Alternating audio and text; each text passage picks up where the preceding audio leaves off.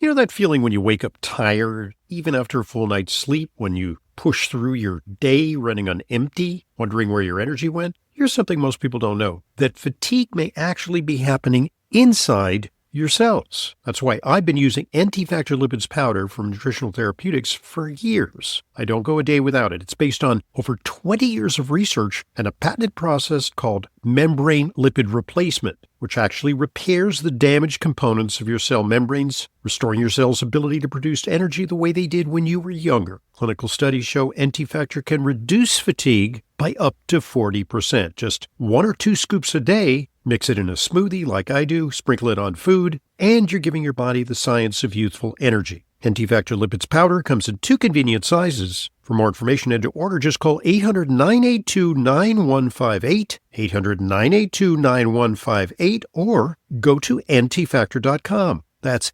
antifactor.com for Anti-Factor Lipids Powder.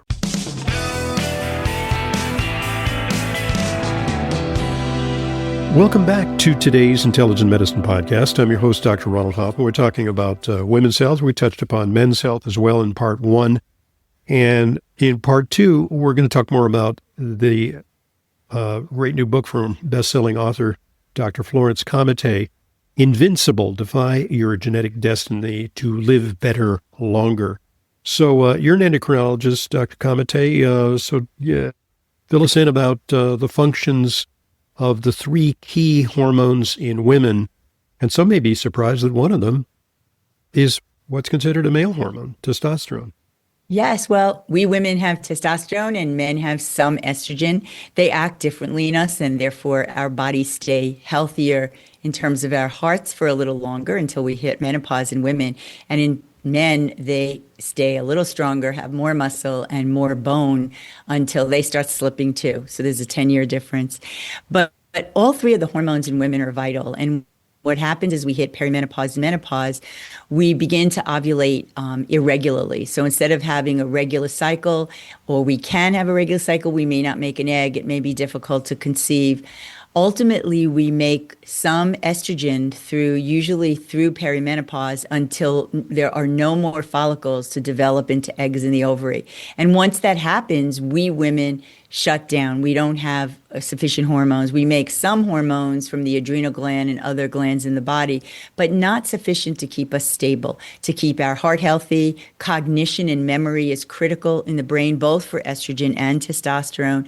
And progesterone is great for sleep and also anti-cancer. It kind of balances out estrogen, not just in the uterus, where we know that if you have a uterus and you take just estrogen, there's a chance of getting endometrial cancer, but actually other cancers as well.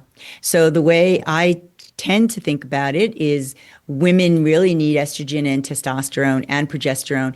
And usually progesterone is given orally and estrogen and testosterone via a cream. There are people who take pellets or sublingual, even some people who take shots of testosterone. I do that selectively, but not very commonly, because I find the creams work the best and are the easiest to manipulate. Mm-hmm. And so when it comes to progesterone and estrogen, we want the natural kind, right? And what's the difference? And this has actually created some confusion because there's this thing called the WHI, the Women's Health Initiative, where they used synthetic copycats of estrogen and progesterone. And even then it wasn't so bad, but they misinterpreted the data and scared a lot of women off of hormones. Yeah, it's been a whole generation of about 20 years, because it was just this past November that they took the black box warning off of estrogen and progesterone. What they did is they were using a very common estrogen called Premarin, which was derived from pregnant mare's urine and had a lot of other stuff in it that isn't good for women.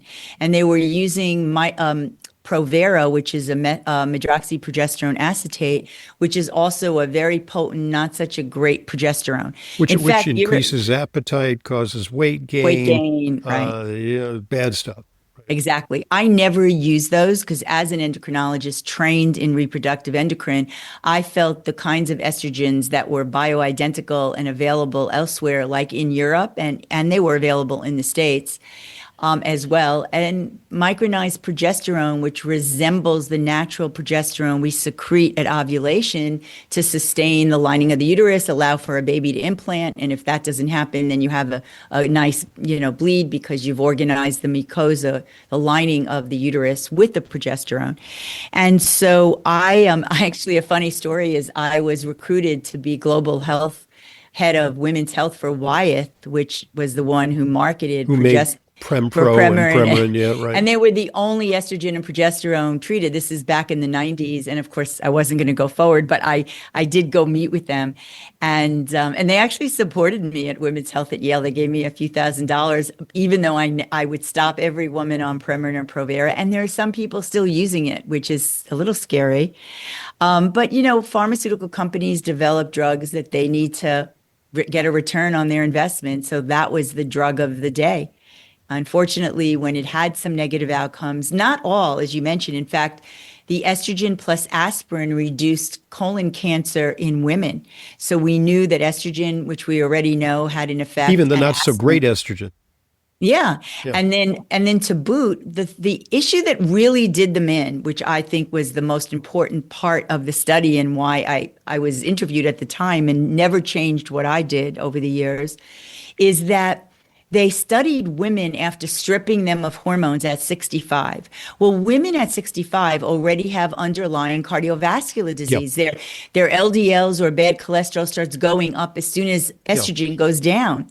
And so they hadn't studied these women. So the incidence of increased heart disease was a natural outcome. It wasn't really precipitated necessarily, whereas It was a little bit like why even premenopausal women who are taking the birth control pill have a higher risk of stroke, because of a little bit of a pro-clotting effect of the hormones. Exactly. So they took people who were perhaps on that slippery slope towards cardiovascular disease, then fed them hormones, and maybe that does not mirror the situation for women who start at the age of 50 or 52 appropriately. Right. There's an analogous situation in men, and they had a study on this too when we're trying to undermine the use of testosterone, which personally I actually default to human chorionic gonadotropin, which in men it acts like LH or luteinizing hormone, which comes from the pituitary gland and tells the testes to make testosterone. But what they did is they had a study and they had to withdraw it. But they had a study where they studied men and said there was tremendous heart disease. And what was happening is they gave them testosterone, and these men went from being anemic with low blood counts, because when you have less testosterone, you don't make as many red blood cells, to higher levels that caused slushy and thick blood or viscous blood. In men who already had arterial blockage. And exactly. And so I think we have to be very careful. And if nothing else, one of my favorite professors at Yale, who's my first attending, I still remember being on Fitkins, and I was reporting the next day. This was pre-computers, right? I go a little ways back. And you were in the library all night when you had to report on a patient at rounds. Well, you're early talking in the to a morning. slide rule guy here, so yeah. Okay, so we know. And I remember Larry Cohn, who's very famous, at some point became president of the American College of Cardiology. And I remember him saying, "Now, Florence, I want you to know that you can't believe everything you read in the New England Journal of Medicine, even if it's published." And he was absolutely right, because we know as clinicians and scientists and actually seeing patients that evidence-based medicine has flaws. It's a great place to start, but they have inclusion and exclusion criteria, which is why women weren't in a lot of trials. They try to make the fit of the study and keep people who are almost alike so they can get findings, because we're all so different. And that's where, to me, the N of one arose. Like, we are different, even if we're identical twins. And so by applying those concepts is where I ended up today and why I wrote the book. Okay, so testosterone has a reputation of enhancing libido. And so why is it that studies are kind of equivocal about the benefits of testosterone for women who have low sexual desire or difficulty achieving orgasm? The studies actually don't say that it's a panacea for women's libido. Right, that seems to be the kind of the unsolved mystery of biology. Yeah. I'm not always a fan of studies because I think sometimes the way, as we just spoke about Yeah. WHI, the organization of the studies themselves are not ideal to get outcomes. Plus, I don't know if you remember Dr. Hal Sock, he ran the internal medicine, the Green Journal for Internal Medicine. Yeah. And I remember him saying that you go into a study and you get the outcomes you believe in. Okay. But let me tell you some counterpoints there. Sure. First of all, testosterone does work for increased libido. I can attest to that because I'm testing an oral testosterone that drove my testosterone up higher than it usually is. And energy, libido, ability to put on muscle, unequivocal. As well as for me, my memory is pretty good, so I feel fortunate. Brain fog has not been an issue, and knock wood, it never will be. But also there are studies that have shown an increase in memory, cognition, libido, and as I said, energy and lack of fatigue and the ability to put on muscle and lose visceral fat is clear cut. That's this prototype of the woman, and I'm not one of them, who always maintained a perfect body no matter if she had pregnancies or whatever. They're few pounds of weight is immediately lost as soon as they put on testosterone. And the vast majority of them do report an increase in libido. It doesn't always work because libido is a complex animal. And sometimes It's not just a matter of hydraulics like it is in men. You take exactly. Viagra and you're set. Right. It isn't. And so women have other issues. So sometimes medications, certain antidepressants and anti-anxiety, For sure. sometimes relaxing, meditation. There's so many ways to improve libido. But I would say the majority of women, more than 50%, where you use testosterone, report back an increased libido. And they have a standard baseline that we monitor, and then we talk to them about it. I'm much more impressed by energy and fitness and muscle because that's life-saving. And we know that. We know that from conditions like cancer and AIDS, when men and women lose muscle and they become cachectic, they lose muscle, they lose fat, they can't sustain their health, and they succumb to a lot of different disorders because of that. What is a good exercise regimen for postmenopausal women? What should they be doing? Because, I mean, there's a lot of emphasis, play tennis, play pickleball, jog, get on a bicycle, but Yeah. these may not be the ideal. I mean, they're fine from a cardiovascular standpoint, but from the standpoint of resistance training, muscle, maybe not ideal. So, of course, in general, and I'm really generalizing here, men seem to be more attracted to the weights and building up muscle. Women tend to want to be lean and tone and tend to be more aerobic, Soul Cycle or, Pelotons, you name it. There are studies that show that tennis, there was a study at the Natural Health Service in NHS in England that showed that playing tennis was the sport that led to longevity of all the Oh, sports. great. So I'm thinking pickleball is similar. I don't know if you're a tennis player. I am, but very intermittently. But I love tennis. Yeah, a lot of So mobility, eye-hand coordination. yes, It and works the quick brain too. power Yeah, movements. yeah. Tennis actually resembles testing for a VO2 max because if Mm, you can switch and produce that power, heart attacks happen when you can't rise to the occasion and get that power okay. pushed through the heart. But the way women should exercise, and not just menopausal, but all women, should really look towards resistance training, which is strength training and weights. TRX can also substitute for that. hmm Pilates, you can use your I've own got one body in my weight. garage. Yeah. 2 or 3 times a week and work out the entire body because our glutes and our hamstrings and our quads are the biggest muscles in the body. And that's going to help manage sugar. That's going to help manage weight. It's going to keep you healthy. Again, organ of longevity.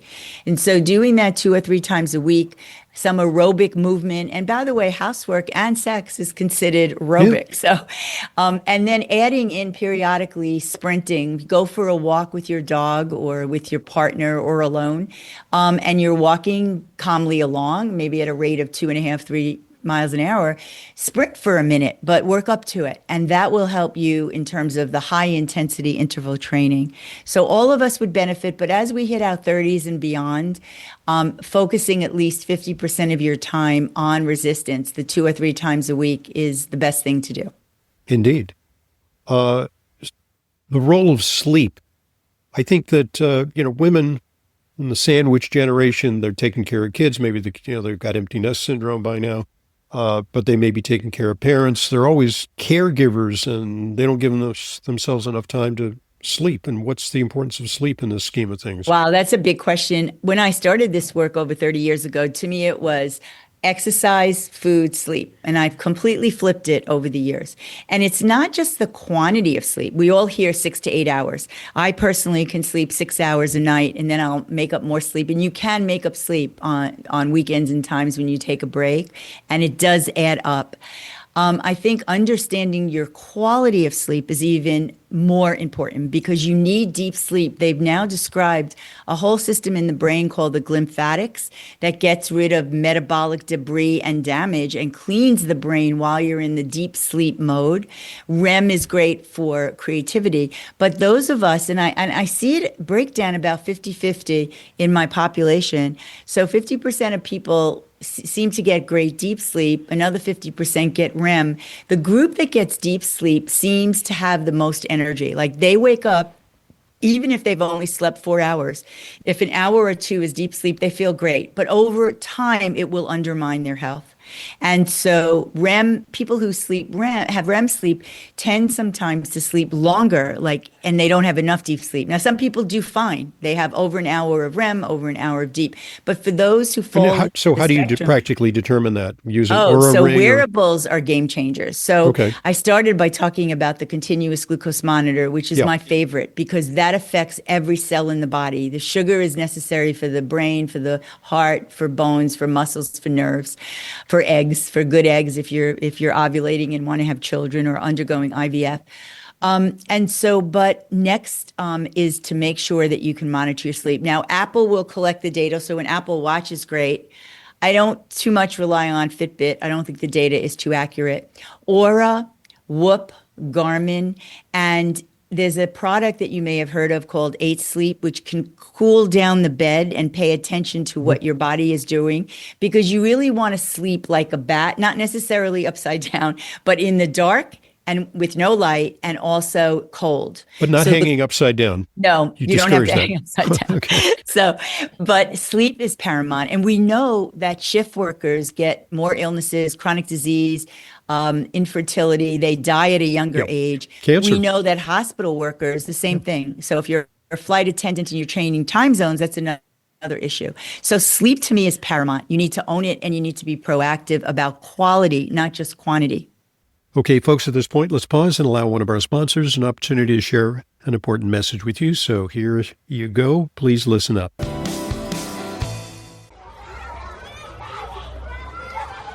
Kids don't just bring home homework, they bring home germs. And those germs don't just stay with them, they spread to the whole household. That's why Clear Nasal Spray was created by a practicing physician to give parents and grandparents peace of mind. You may not think about it, but your nose is filtering out a semi-truck full of air every single day. Clear isn't just another spray. It creates an additional layer of protection in your nose that blocks bacteria and viruses before they can even take hold. Yes, even that virus. Supporting your body's defenses right where germs first try to enter. Clear is a hygiene product recommended for daily use, drug-free, non-drowsy, and safe for all ages. Just a quick spray in the morning and evening helps you cleanse your nose. Don't just hope for protection, create it. Get Clear Nasal Spray, your daily defense. Clear Nasal Spray is available at retailers nationwide and online. Check out Xlear.com for our special offers. That's Xlear.com. Thanks for listening, and thanks for supporting our sponsors. They're what make intelligent medicine a continuing free resource to you. And now back to today's guest, Dr. Florence Comite. So what about some of the lesser recognized hormonal supplements, things like DHEA, pregnenolone? Do you have a take on those? Because you're an endocrinologist, and Right. this is right in your bailiwick. It doesn't mean I know everything. Let me Okay, be clear no, but on. I'd like your perspective on that. Messages in the body for sure, which is why I think of the body, not even as just mind body, which is your area of expertise, but the system. There's a whole system in place. Like even GLP-1s, to me, it was no surprise when I tested it over 21 years ago, because I started with Byetta. I felt it in my brain and in my belly when I tried to eat. And so we're a system. We're one system. B vitamins affect the heart. But speaking to hormonal supplements. DHEA, or dihydroepiandrosterone, is a building block for both estrogen and testosterone. In men and women, it's supposed to have positive effects out of studies at Penn on bone and libido. Pregnenolone It's is a bit the of a master. neurosteroid, too. It may work directly on the brain. Exactly. Yeah. Many of our hormones do. In fact, while we blame estrogen for cold flushes and hot flashes, which, by the way, I've had men report as well, Oh, it yeah. is really the fluxes in the brain of the neurotransmitters. And so pregnenolone is a master hormone, also necessary to build and make certain other chemicals in our body, including cholesterol. And DHT in men is aromatized from, is broken down by 5-keto, and it breaks down testosterone to DHT, which is an important hormone for prostate and hair. You don't want it too high because you don't want your prostate to grow. You don't want to lose hair. So there's a balancing act in the body. But you can say that DHEA, pregnenolone, IGF-1, which is an outcome of growth hormone, is also vital, and it falls as we age. IGF-BP3 is equivalent. It's kind of made at the same time as IGF. I've kind of used the divergence in them to pick up cancers in people, which is research-based. But that is an output of growth hormone, which goes up when we sleep and when we work out. A misnomer I like to mention is that people think that testosterone is made when you work out, but it isn't. Growth hormone is. And growth hormone is synergistic. It works in sync with testosterone. So you'll build better muscle, you'll function better. And there are some supplements like arginine, ornithine, and citrulline in combination that actually will also trigger growth hormone. In fact, we use it to test little kids who look like they have growth hormone deficiency and they're short. We give them arginine with insulin to trigger the release of growth hormone.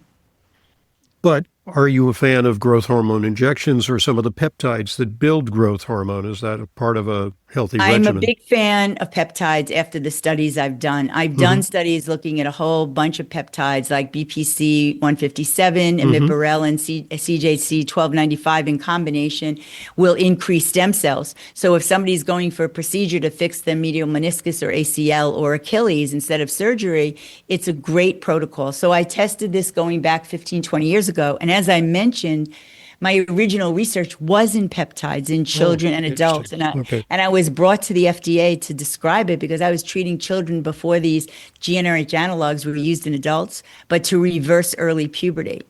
And so I believe in testing, and I worry because up until now, and now they're talking about bringing back some of these peptides officially, the sourcing, what you're using, do you know if it's actually contaminated, if they really have the medicine in it? It could be sketchy, yeah. It is sketchy, and getting, cheap peptides off the internet from China may not be the way to go. And so I worry about not having access because it's not approved, but having access like in Silicon Valley. On Fridays, you can go to the refrigerator and stack your own peptides. Now, that makes no sense to me. In fact, I had a very smart guy who works with me from a financial group to set up my benefits at my company. And he was telling me how he was stacking. And I asked him what he was taking, and it was tesmorelin, imiprelin, and BPC. And I said, if you're taking tesmorelin, you don't need imiprelin. And do you know what you're measuring? Do you know what you're looking for? So these are growth hormone releasers, I think, right? Exactly. Tesmorelin is, and imiprelin is a signature growth hormone. So I have used growth hormone both in myself as a test and also in people I felt who needed it, because the original work by Rudin in 1995 in the New England Journal of Medicine showed a marked difference in 65-year young men who were taking growth hormone and how they built bone and muscle. But I always go back to the research on dwarf mice, who are sort of knockout mice for growth hormone production. And they're about a third the size of regular mice, but they also live 30% longer because but we don't know if that's an association or causal. There's also the Larone dwarfs, and I happen to know Tzvi Larone from Israel, and they're in either Ecuador or So in other words, the human equivalent of the dwarf mice. And do they have greater longevity? No. Not necessarily, but it's said they don't get diseases in the same way that we do. Okay. But I haven't seen that in the human population. And having done original research, sorry, I have something in my throat. Having done original research in children where you'd see GnRH analogs causing calcification in testes, or even the medulla thyroid carcinoma, using Yeah. GLP-1s, I don't think rodents are completely equivalent to humans. Yeah. So there is no association of cancer and growth hormone. Do I use it extensively? Absolutely not. But I use it when I feel like it will make a difference judiciously. But I love the peptides, amiprelin and CJC 1295, because I've seen measurable effects on increasing bone, deep sleep, muscle, and stem cells. So once you see that, and not in everybody. So the general rule is a third, a third, a third. In a third of people, it has amazing effect. In a third of people, it really has nothing. And a third can kind of be somewhere in between. So that's how I approach it when I think of risk benefit and applying my research knowledge to treating each individual. And you're also certainly on the protein train. You mentioned a gram to a gram and a half of protein per each pound of body weight. So Yes. how do you personally achieve that? Well, I achieve it by having a shake in the morning, and I am an intermittent faster, not because I plan it, but because I just don't feel like eating in the morning. And Right. So you have a late breakfast, and you have a a narrow shake. window of eating, and then you stop eating at relatively early No, time. I really don't. I eat until 2 hours before I go to bed Right. because it's known that if you stop eating, at least an hour, but 2 hours is even better, you're going to do a better job in your sleep. You're going to release certain hormones like growth hormone, which is released in sleep. You're going to decrease cortisol, Hmm. and the mix is much favorable. That was the hardest thing for me to do, to stop grazing at night. But I finish the shake anywhere from 11 in the morning to 4 in the afternoon. And then I'll eat a lunch, which I'd love to make the biggest meal of the day, but it's hard as a physician when you're going nonstop. And then I have dinner, usually protein, like either steak or chicken or fish with some vegetable. I eat potatoes and rice because I believe, in fact, my genetic variants have shown that I shouldn't have sweet potatoes, which I used to love. Because I have a high risk of macular degeneration and too much vitamin A, which is the Hmm. orange and Interesting. which I love. I love tomatoes. I could live on tomatoes, and I've had to cut back because I don't want to precipitate macular degeneration. So you need a lot of D and you need less A. And my father had macular degeneration, so I pay attention to that. And you So have blue eyes, which is uh, Caucasian women with blue eyes, higher risk, from what I understand. yes, Yeah. exactly. And so anyway, so it's a balancing act for everybody, and that's what we try to do with people to guide them. So the book itself was written to do just that because I believe baby steps or the atomic habits of longevity is really how people can own their own future health. And it's more than longevity. It's about staying well and vital so you can dance at your great, great, great grandson's wedding or granddaughter's wedding, and you can feel vital and good. And that's really the whole purpose of why I believe we should operate in this way and why I wrote the book. Great stuff. The book is entitled Invincible: Defy Your Genetic Destiny to Live Better, Longer. And that book is out, usual sources, right? Yes, exactly. And Everywhere. you have a website I under, do. yeah, ComitemD.com and I COMITE. COMITE, thank you, MD.com. I'm, of course, on all the usual, social media. Instagram, TikTok is at Dr. Florence Comite. LinkedIn is Dr. Florence Comite, as is X. YouTube is Dr. Florence Comite, MD, for some reason. I'm not sure why there's a doctor and an MD in there. Facebook is Florence Comite, and Substack is at Florence Comite, MD. So I also have a podcast, which we could talk about because I'd love to Talk interview about it. you on Yeah. it, called Healthy Longevity with Florence Comite, and we're building it. I started about a year or two ago, and I'm just interviewing great doctors, interesting scientific perspectives to bring the kind of future of medicine today to everybody, because I've always felt like I live in the future of medicine.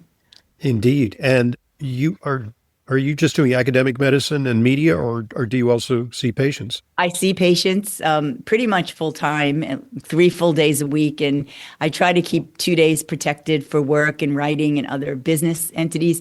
It doesn't work well. So Yeah. plus I'm in New York and Palo Alto or Silicon Valley, as well as we had a small practice in Miami Beach, which is now under construction. So, and also it's not the season. So And We're how not can people find out? Can you do telemedicine for those of our I listeners? do telemedicine, but we have a certain protocol because, as I said, I wanted to figure out how to actually do N of one scientifically, which no one believed you could. But I was fortunate to have brilliant mentors at NIH. So I designed a way prospectively to manage and collect the data. So I have millions of data points, if not billions, but I have regular data points in each person so I can see how they deviate and change, even as soon as 6 weeks to a month, a couple of months after starting with them. And I know when somebody needs a little of that and a lot of this, and the other person's the opposite. The CGM really makes a difference. So I would urge your listeners to The glucose consider it. monitor. Yeah. Yeah, even with the book, there was a person who was involved with the book, and I knew she was perimenopausal. And she told me a little bit about her story. And I said, do this one thing. She went out, she got a lingo within 2 to 3 months without doing much else except walking. She lost about 25 pounds. Yeah. And I don't know if you know the latest on walking, but there was a great study out of Harvard. It was a tiny study, but it was very valid. 12 people, it was in Super Age magazine, you can read about it. And they studied the same person either walked right after eating, walked 30 minutes later, or didn't walk at all after eating and just hung out, watched TV.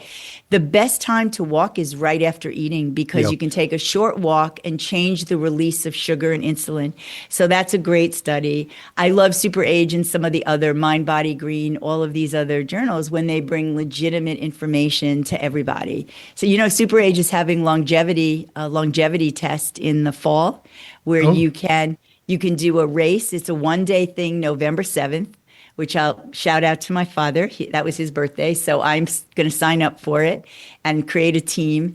And it's not just a marathon or triathlon or other kind of races, but it's actually looking at markers of longevity. So if you're interested in joining my team, you're welcome. Interesting. So the competition is around who's got better longevity markers? Yes, including cognition, things like cognition and grip, strength and balance. Okay. So it's fascinating. I hope it's an age group thing because like when I do triathlons, I'm in like, there's 5-year categories. So I would be like in the, 70 to 74, and then there's the 75 to, 79. 79, yeah. Yeah. And because it really doesn't make sense to compete against 25-year-olds.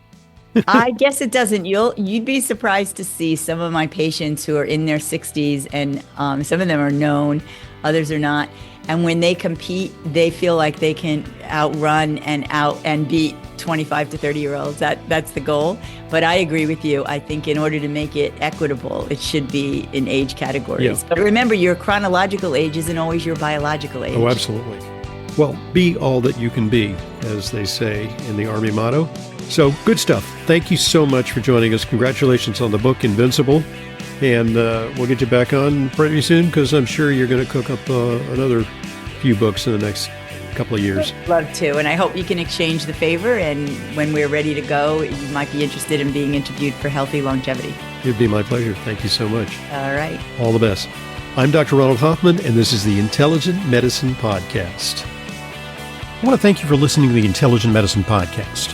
Follow us on Apple Podcasts, Spotify, Amazon Music, or your favorite podcast app, and get new episodes automatically downloaded every weekday.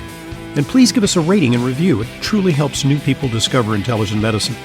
The Intelligent Medicine Podcast is for general informational purposes only and does not constitute the practice of medicine, nursing, or other professional healthcare services, including the giving of medical advice, and no doctor-patient relationship is formed. The use of information on this podcast or materials linked from this podcast is at the user's own risk.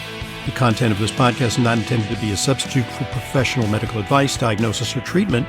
Users should not disregard or delay in obtaining medical advice for any medical condition they may have and should seek the assistance of their healthcare professionals for any such conditions. Finally, please visit drhoffman.com and discover everything intelligent medicine has to offer, including frequently updated, unbiased health news and fully vetted product and supplement recommendations.